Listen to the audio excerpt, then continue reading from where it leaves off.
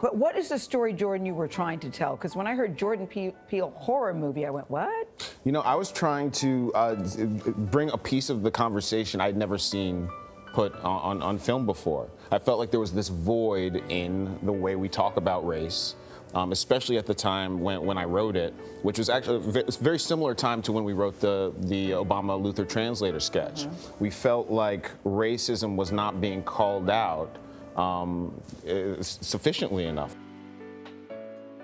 The Oscar goes to Jordan Peele, Get Out. This means so much to me. I stopped writing this movie about 20 times because I thought it was impossible. I thought it wasn't gonna work.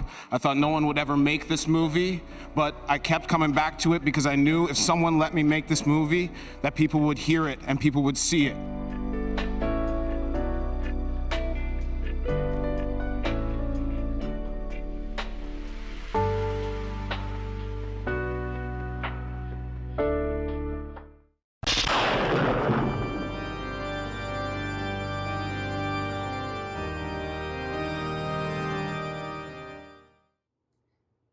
Good evening, boils and ghouls. Welcome to another Round the Clock Fright segment. My name is Kimberly, and today I will be reviewing the 2017 film Get Out. Get Out is directed, produced, and written by none other than Jordan Peele. So I wanted to check this film out because I've noticed it was one of Jordan Peele's very first films that he took on the role of directing, producing, and writing before Us. I actually went in and seen Us before I saw Get Out, and I really, really enjoyed Us. So I had no doubt that this film was going to be good because it was by Jordan Peele. So I definitely really enjoy his work. But I will have to say, after watching this film, I was correct, and the film was really good. It was one of those films that definitely kept you on your toes, on the edge of your seat. I wouldn't say it really fell much into the horror genre more than it did so in the thriller suspense aspect. But we are reviewing this because it does have some very, I guess, I wouldn't say scary, but a little bit of the thriller aspect. There you go. So this film is pretty much about these couple who have been dating about between 4 to 5 months.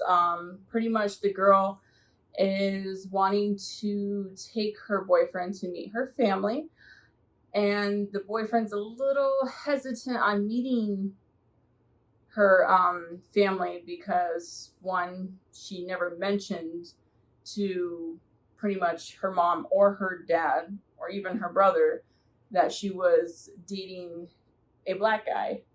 So this kind of gave him a little hesitant. He was unsure what was going to happen, if they were going to be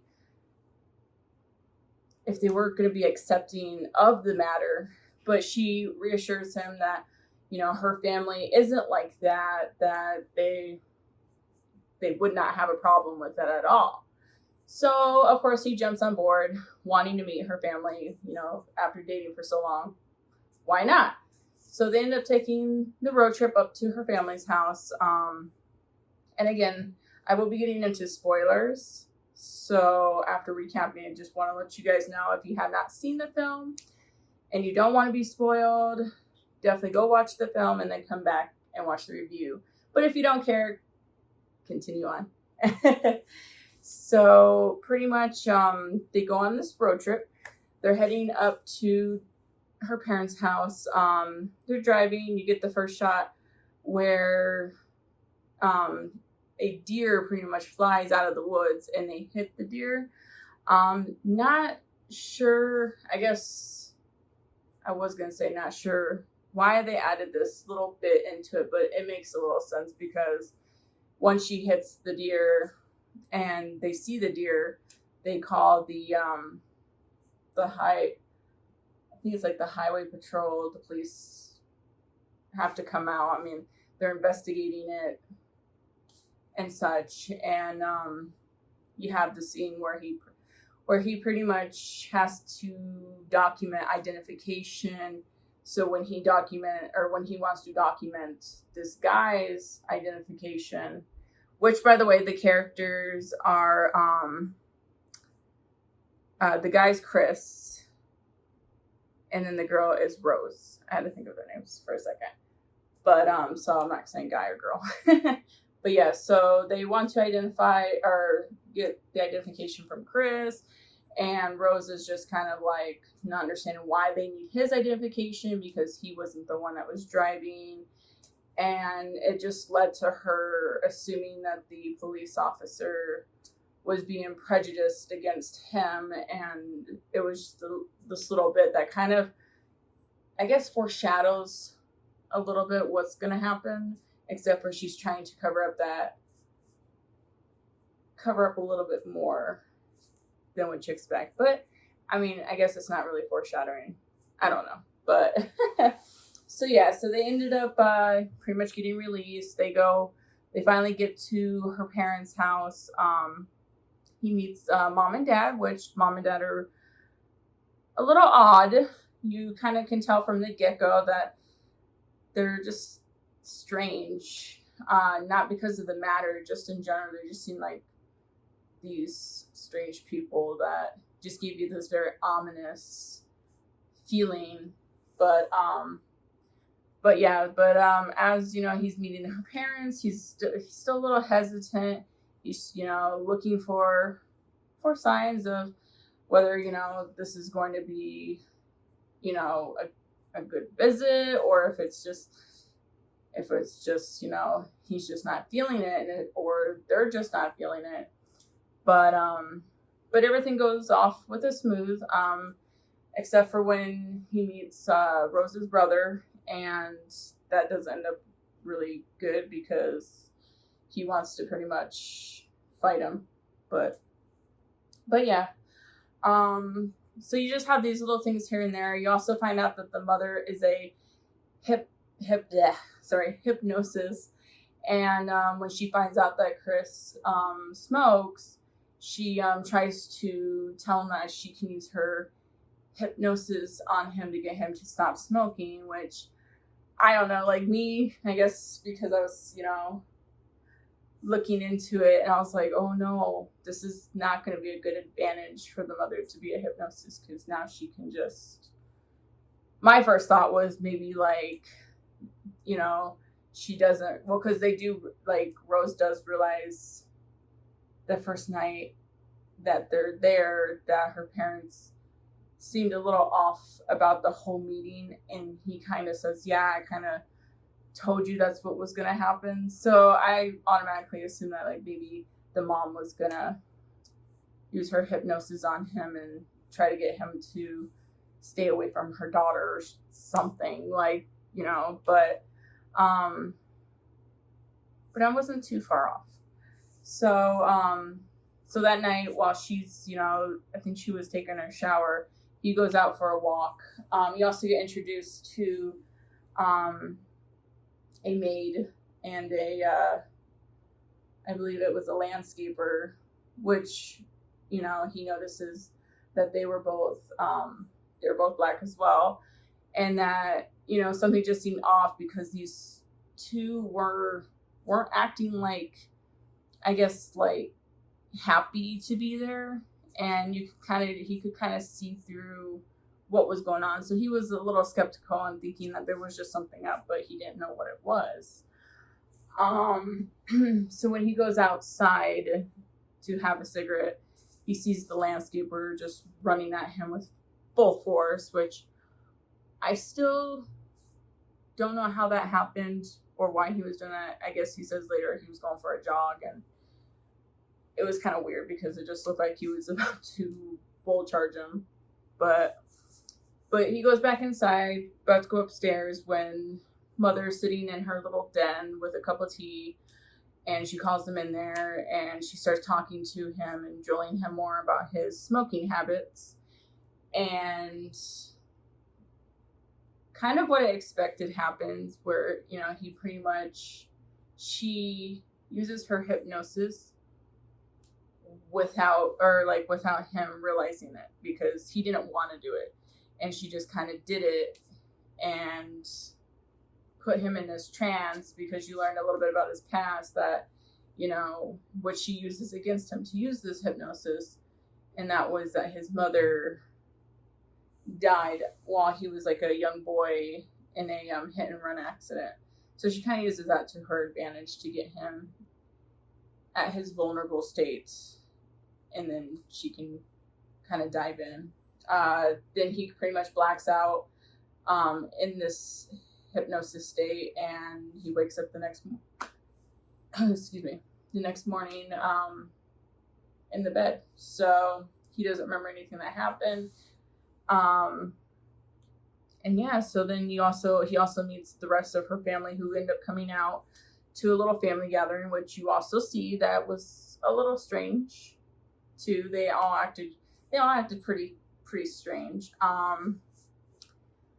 So you also meet this one actor, which he was probably the only actor in this movie I recognized, because everybody else were like, you know, like fresh new faces, and maybe they were in other films, and I just didn't realize it. But the one that actually stuck out to me the most was actor Stephen Root, and he played Jim Hudson, which you'll end up learning he's actually a bigger role in this movie than just the man with an eye issue in a wheelchair. So that's at this family gathering. But I've noticed him in the animated series King of the Hill, and then he also did Office Space. So he was probably the only actor in this film that I recognized right off the bat.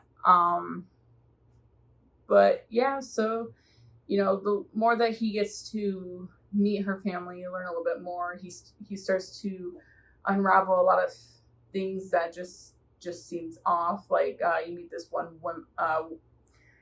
woman that's, you know, a little older woman, and she has a boyfriend who's probably like 20 years younger than her, who is also a black man, but he's acting a little off, as if he was, you know, maybe, you know, which I kind of call this when they were acting a little off. I felt as though they were all under a hypnosis, which, surprise, they were.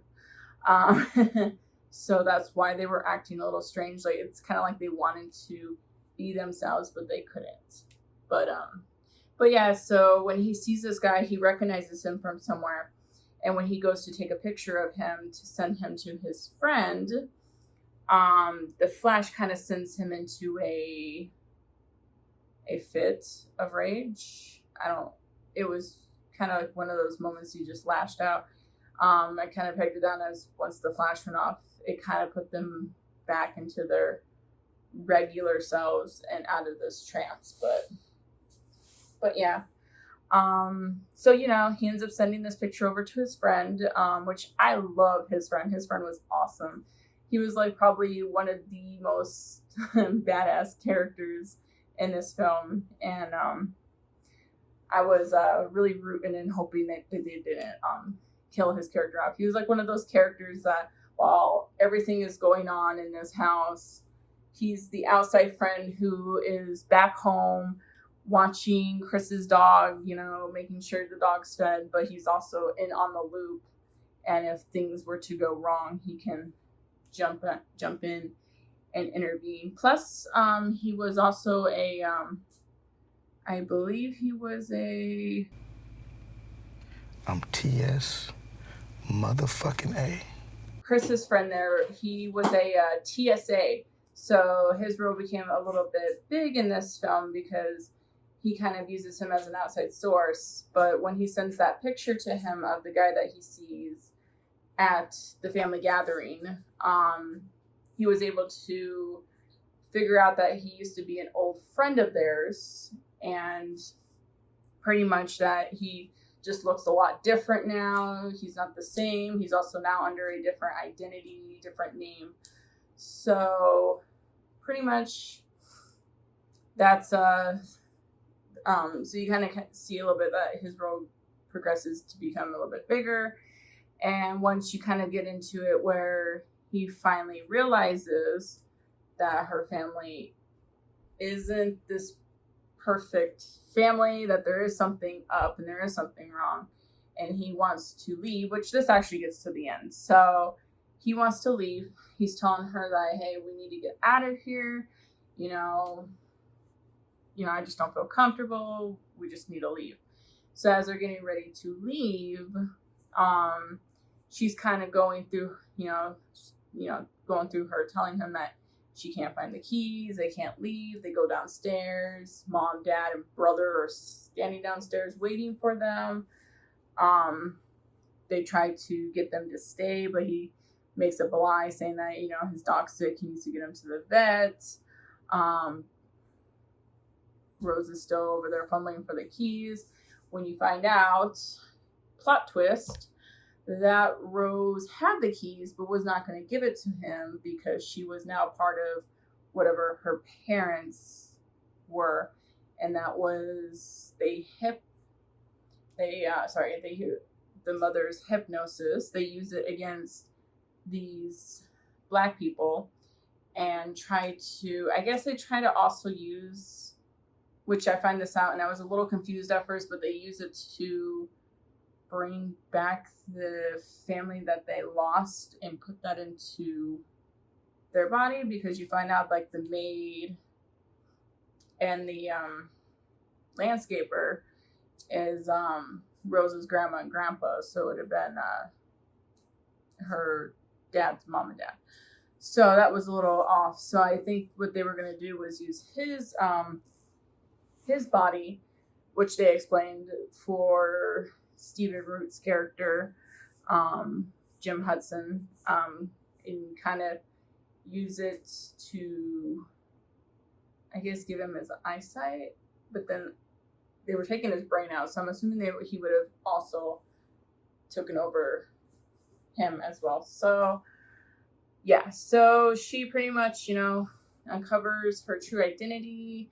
You find out she's not this sweet girlfriend who loves him and is by his side, but she was trying to lure him into this trap that her family pretty much had.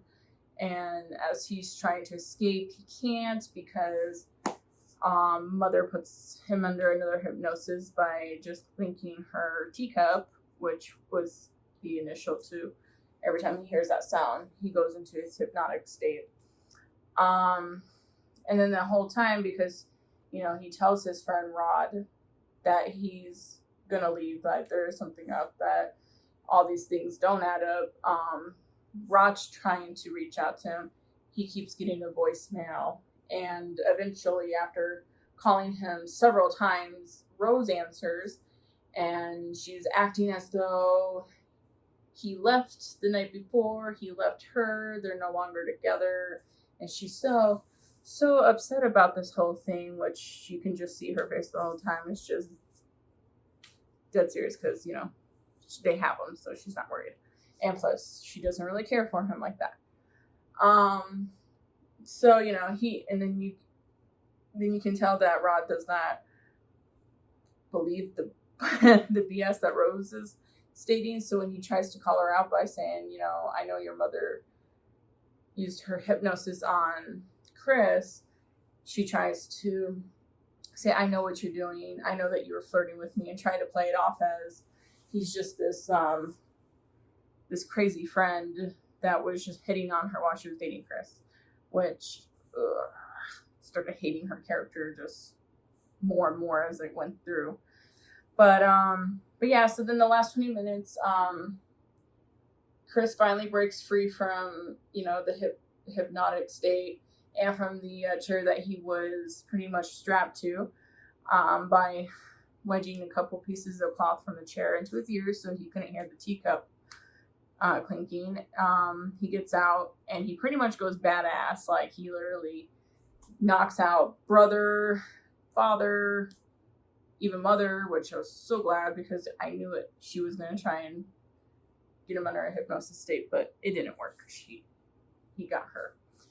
And then all you had left was Rose, but Rose was upstairs listening to her music, so she didn't hear all of everything going on downstairs. So he was able to grab his keys, get to his car, and as he was pulling out to leave, the maid runs out in front of his car and he hits her. He feels a little, upset about this because it also brought him back into his flashback of his mother getting hit with the hit and run. So he ends up, stopping, getting out, getting her, putting her in the car. And that's when we realized that the maid and the landscaper were none other than Grandma and Grandpa. And when she wakes up, she's now trying to kill him. And he pretty much wrecks his car into the tree. But she ends up dying in the midst of this accident. So all that craziness happens. Rose finally comes out of it, sees that her whole family's pretty much dead. She goes on a chase towards Chris. She's shooting at his car. So after Grandma dies, she walks over. She's about to shoot him. But he was able to pretty much knock her down. He pretty much kills her. Oh, well, kind of kills her because she was still pretty much half alive when everything was happening. So the police end up showing up, and as you're sitting there thinking, oh no, because you see him like on top of her, strangling her, you're thinking, oh no, this is not going to be a happy ending. They're going to frame him for murdering everybody in her family. He's going to go to jail. Nope. The cop that was in there was badass Rod. Like, that was awesome. I was so glad he showed up. He showed up, and then she's got that look on her face like, oh shit. And pretty much, he rescues Chris. She dies in the middle of the road, and film cuts to black. So, as I said, I really enjoyed this film. Just like Us, it had a lot of suspense thriller to it. I'm not gonna lie, that last half of the movie, I was literally sitting, especially the whole scenes of everybody getting knocked off one by one, literally sitting on the edge of my seat, just waiting for something to happen. I thought it was gonna have a twist at the end, like Us did, where it wasn't gonna be so much of a happy ending, but it was gonna uncover something that you didn't know. But I guess uncovering the fact that Rose isn't this sweet girlfriend after all, that kind of eliminated that aspect. So I mean, I guess Jordan Peele did not try to overdo that. So I definitely really enjoyed this film. It is a really good film. Like I said, it does not fall under the horror genre as much as it does like a thriller suspense. But if you enjoy Jordan Peele's 2019 Us, you'll definitely enjoy one of his very first films, Get Out. It was a really good film. I look forward to seeing the film that he's coming out with next, and that is the remake to Candyman. I noticed that he is not directing it. He is producing it, and he did write the film. So I am definitely excited to see what he brings to the table with Candyman. And yeah, so I give this film a definite 10 out of 10. If you have not seen it, you definitely should watch it. But yeah, that is the review for the 2017 film Get Out. Thank you for joining me on another review. Again, if you like what you saw and you aren't subscribed to our channel, definitely feel free to hit the subscribe button below. Leave a comment on your thoughts on some other upcoming reviews you would like us to cover. Again, we try to give you a review weekly. But yeah, so I hope you all have a wonderful evening and stay safe. Thank you.